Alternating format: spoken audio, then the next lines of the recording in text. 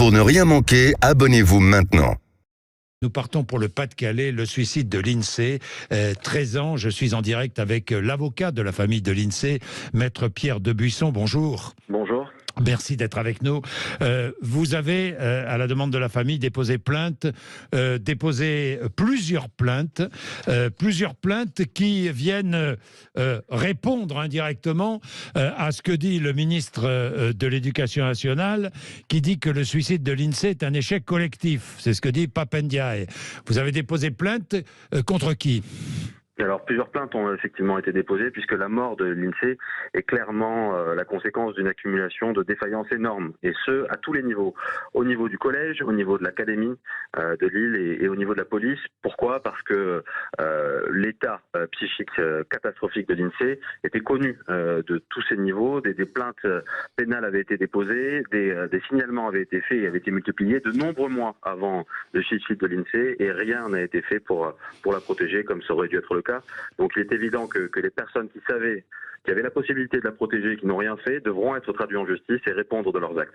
Principal du collège, recteur, commissaire de police de Lens, et puis Facebook et Instagram. Pourquoi ? Pourquoi ? Tout simplement parce que dans cette affaire, nous constatons un déchaînement de violence qui n'a plus aucune limite.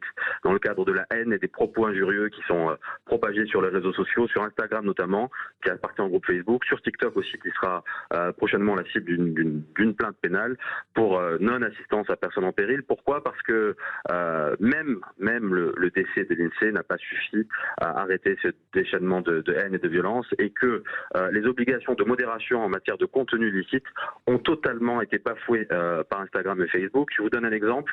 Il y a un compte Instagram intitulé « L'INSEE est enfin morte » avec des messages affreux, cette pute, on va aller pisser sur sa tombe, qui continue de prospérer sur les réseaux sociaux, sur Instagram, alors même qu'à l'heure de ChatGPT, il suffirait d'un algorithme extrêmement simple pour supprimer ces propos injurieux en quelques secondes. Donc une défaillance énorme qu'a révélé cette affaire dans le cadre de ce contrôle de modération de contenu illicite des réseaux sociaux.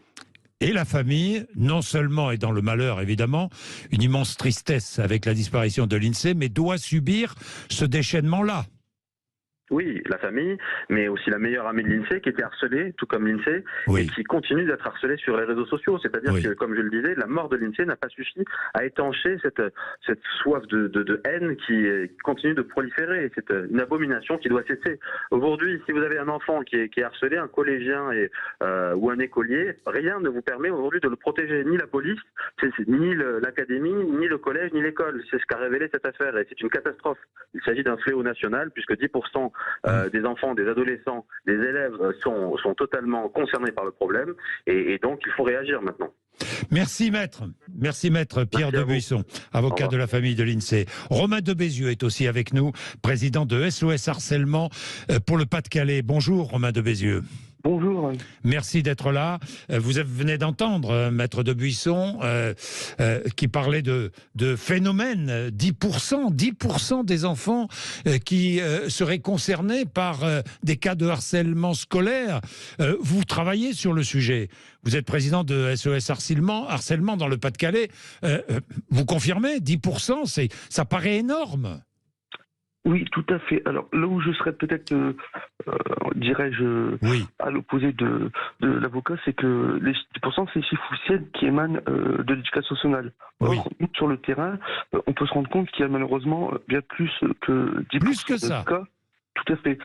D'ailleurs, il y a encore quelques jours, je discutais de l'affaire, ma plus grosse affaire, j'ai envie de dire en quelques années, à Coulogne, une petite commune à côté de Calais, dans le Pas-de-Calais, où dans un même collège, nous sommes, alors je vous parle, à 20 jeunes harcelés et avérés. Or, malheureusement, on se rend compte aussi, et notamment comme à l'affaire l'INSEE sur les réseaux sociaux, qu'il y a un déchaînement de haine et de violence, et qu'on est convaincu que malheureusement, il y a plus que 20 victimes dans ce même collège.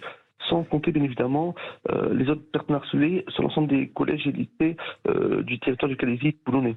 A-t-on les moyens de répondre à ce harcèlement, de prévenir d'abord et ensuite de répondre à ce harcèlement ?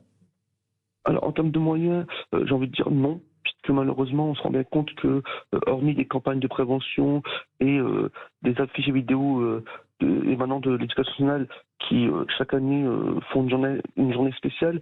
Malheureusement, derrière, rien ne suit. On s'en rend bien compte, avec, notamment en termes de sanctions pédagogiques.